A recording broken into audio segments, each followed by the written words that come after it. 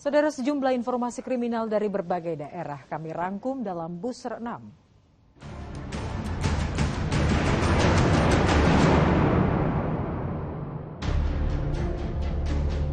Seorang perempuan tanpa identitas ditemukan tak bernyawa di kawasan hutan bakau, Desa Tambala, Minahasa, Sulawesi Utara. Saat ditemukan warga, jasad sudah dalam kondisi mengenaskan dan diperkirakan telah tewas lebih dari 3 hari lalu. Untuk mengetahui penyebab pasti kematiannya, jasad dengan ciri-ciri mengenakan kaos dan celana legging dibawa ke Rumah Sakit Profesor Kando Manado guna menjalani proses autopsi. Seorang sopir angkot nyaris tewas dihakimi massa saat kepergok mencuri sepeda motor di Kelurahan Bumi Waras, Kecamatan Teluk Betung Selatan, Bandar Lampung, Lampung. Pelaku bernama Ferry ini ditangkap warga saat berusaha menghidupkan mesin sepeda motor curiannya yang terparkir di depan salah satu rumah warga. Pelaku berdalih nekat menyambi mencuri motor karena penghasilannya sebagai sopir angkot menurun drastis sehingga tak mencukupi untuk memenuhi kebutuhan keluarganya. Kini Ferry tak bisa lagi memenuhi kebutuhan keluarganya karena harus mendekam di penjara untuk waktu yang cukup lama. Tak terekspos media setelah berkas perkara P21 atau lengkap Gusti Ayu Dewanti atau Dea OnlyFans terlihat di ruang sidang 6 Pengadilan Negeri Jakarta Selatan Selasa siang. Mengenakan baju hijau, Dea OnlyFans terdakwa kasus pornografi menjalani sidang pledoi atas tuntutan jaksa penuntut umum. Gusti Ayu Dewanti alias Dea OnlyFans terjerat kasus pornografi setelah video syur berdurasi 1 menit 39 detik bersama seseorang tersebar di beberapa akun media sosial. Dalam kasus itu, Dea OnlyFans disangkakan dengan pasal UU ITE.